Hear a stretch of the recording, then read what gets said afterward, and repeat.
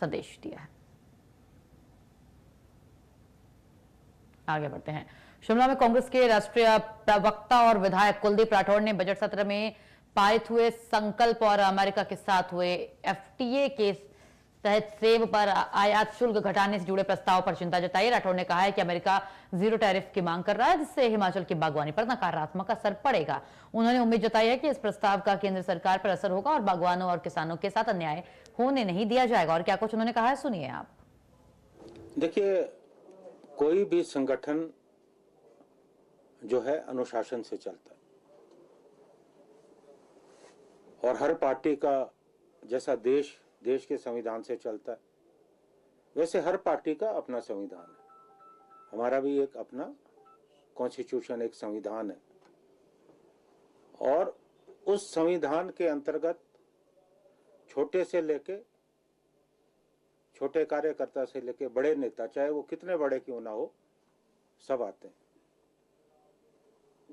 क्योंकि संगठन का एक व्यापक अनुभव है और पार्टी ने मुझे लगता है कि बड़ा सोच समझ के ये जिम्मेवारी दी, क्योंकि मैं किसी के दबाव में काम नहीं करता। जो संगठन के लिए, पार्टी के लिए उचित होगा वो हम करेंगे। हम जल्दी ही अनुशासन समिति, जिसमें हमारे और भी हमारे वरिष्ठ सदस्य हैं, हर्षवर्धन चौहान जी हैं और नीरज नैयर जी हैं और हमारे भवानी सिंह पठानिया जी हैं, हम मिलकर आपस में चर्चा करेंगे। अभी कुछ विधायकों ने मुझसे जो है इस गठन के बाद बात की कि उन्हें कई जगह पे जो है कमजोर करने का प्रयास हो रहा है और मेरी कार्यप्रणाली बिल्कुल अलग है। जब मैं पार्टी का अध्यक्ष था, मैंने जो भी हमारे स्थापित नेता हैं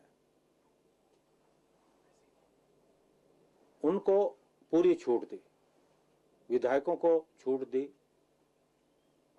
क्योंकि मुझे मालूम था कि उन्हें चुनाव लड़ना है, उन्हें ताकत दी और आज भी वही परिस्थिति है।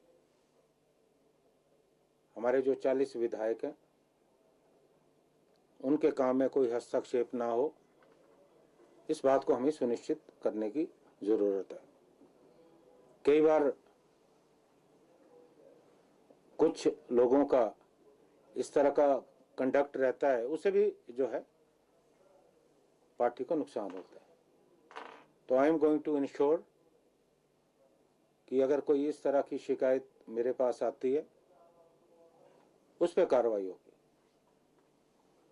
और मैं संविधान के अंतर्गत काम करूंगा, क्योंकि मेरी जवाबदेही पार्टी के संविधान और अपनी पार्टी आलाकमान के प्रति है।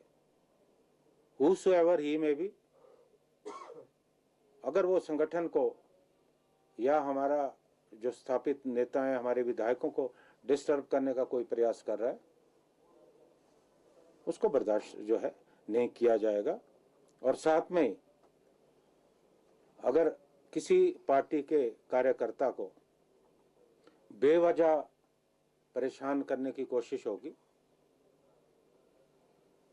वो भी जो है उसका भी ख्याल रखा जाएगा। लेकिन मेरा ये आग्रह रहेगा आपके माध्यम से संगठन के सभी कार्यकर्ताओं को, सभी नेताओं को,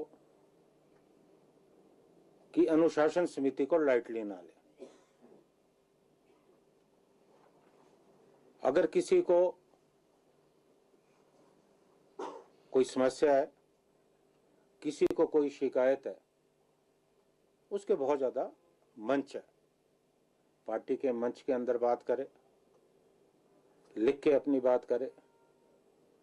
लेकिन अगर कोई जिम्मेवार पदाधिकारी या सरकार में बैठा हुआ व्यक्ति इस तरह की बात करता है, वो निश्चित तौर पे अनुशासनहीनता के दायरे में आती है।